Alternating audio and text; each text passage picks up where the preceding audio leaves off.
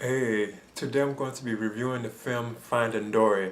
Now, this is a follow-up to the film Finding Nemo, which was released in 2003.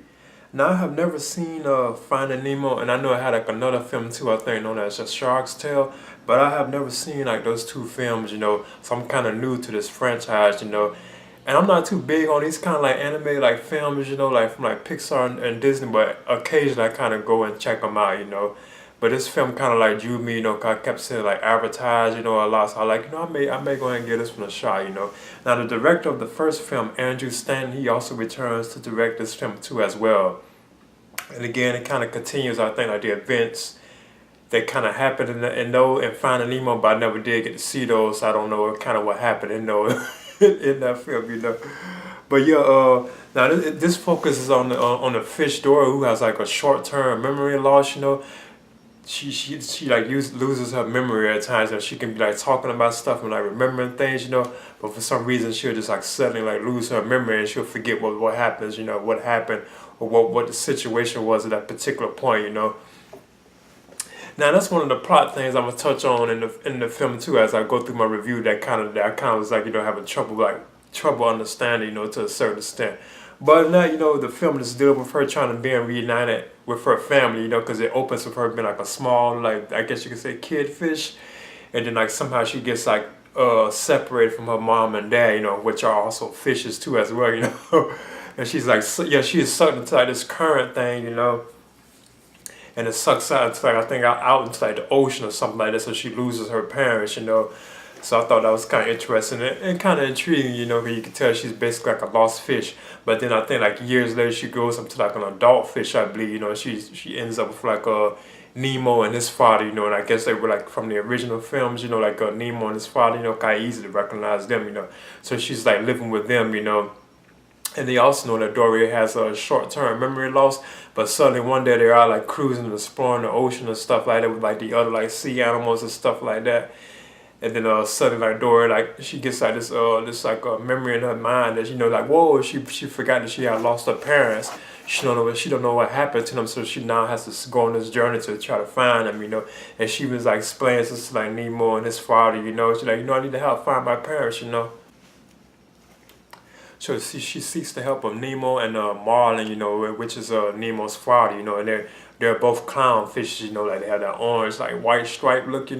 So she seeks their help to try to find her parents. So they go on like this journey. And I think they take like the current, like a current, that it, like takes them like far down to the ocean, but then they end up at like this like aquarium thing, and you hear like the voice of Sigourney Weaver, and she's actually voiced by Sigourney Weaver, and I thought that was cool. That they were saying she said something about what's going on at the facility or whatever. And that's basically where suppose where Dora thinks her parents are. So she gets into like adventures at this like marine life place. And she even meets this octopus played by Ed, well, voiced by Ed O'Neill. His name is Hank too. Well, this particular like place that they end up at, like Dory, Nemo, and Marlin, is known as the Marine Life Institute, and that's the one that Sigourney Weaver is. She's like a narrator of the institute, where like you can see like the different families and like kids and adults. It's almost like an aquarium. They get to explore like, the different animals and stuff like that. So Dory ends up in like all these different adventures throughout the Marine like institute. Trying to find her parents. So it was like sequences there that were kind of cool and fun. So that's basically what like the film is actually about. It's about Dory trying to find her parents, basically. So she goes on all these different like adventures trying to like find where they're at and stuff like that. Now that was like to me like a lot of the scenes they had like visually it looks cool, especially when there's like human interaction, with like the animals and stuff like that. Where you see like humans like throughout the marine like institute, or if they're just like in vehicles and stuff like that. I thought those moments were like awesome, like it just looked visually like cool. Or it's like when Dory's like trying to somehow they managed like even would say when she's with Hank the octopus, and they're going through like the marine like facility, the way they maneuver around. He has like this cloaking ability where he actually can cloak himself, which I thought was kind of cool, because at first I thought he was gonna have some kind of explanation for why he's able to like cloak himself. Almost like say the pearls or something like that, where he can cloak himself into any kind of like say wall or anything like that. He can make himself look like it. So I thought that was kind of cool. They was doing that. But like with him and Dory's like going around like the institute, you know, when they had to jump from like you know, cause they have to stay in water base. Cause it's even scenes like with Nemo and his father Marlin, you know, where they had to like jump into like buckets of water or see like cups or like other like fish tanks and stuff. The way they maneuver through like the institute, I thought those scenes were kind of cool, you know, kind of like funny, you know. But it just looked awesome, like those scenes, cause that's when they're around like people and like humans, you know, and like you know the facility and stuff. It just looks cool, you know. But I thought that some of the scenes where they're actually under the water, and some of those were kind of cool. I thought some of those were kind of like dull, you know, and the pacing, for my opinion, was kind of off too as well for the film, you know.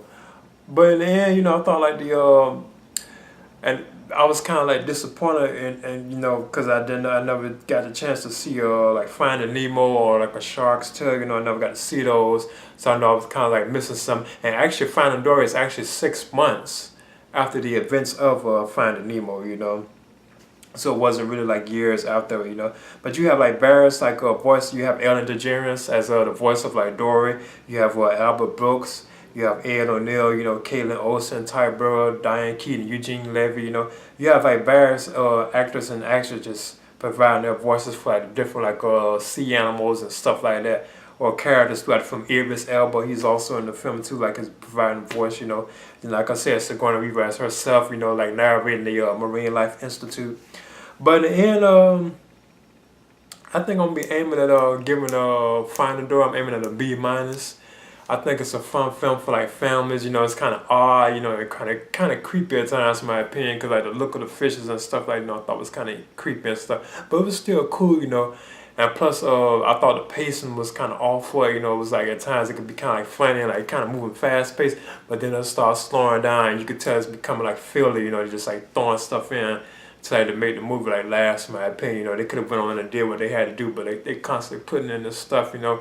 Like they're trying to make the film longer than what it was, you know. But overall, like the plus side, you know, like I said, was like some of the characters, like some of the animals, you know, I thought were cool. I thought Dory was kind of cool and interesting, you know. And I kind of noticed how Marlin, you know, I thought this was kind of intriguing too. How hard, like Marlin the fish, you know, who is voiced by what I think is Albert Brooks. I thought he was kind of rough on Dory, and I kind of had my eye on that, you know. That was kind of interesting to me how rough he was on Dory, you know. But then at the same time, like the visuals, like I say, I thought were like cool, especially when they're around like humans, like mankind, you know, when they're in our world above, you know, on land basically, not under the water. So I thought those sequences were like cool and awesome, you know, like the effects from, you know. So yeah, I'm giving Finding Dory, I'm giving this a B minus, and I recommend it for I guess like Finding Nemo fans, you know, or if you're a fan of I think like a Shark's Tale, I think I was connected to this, you know. Or just fans of these kind of films in general, you know, I recommend it. So I'm giving Finding Dory a B minus, and this is my review. All right.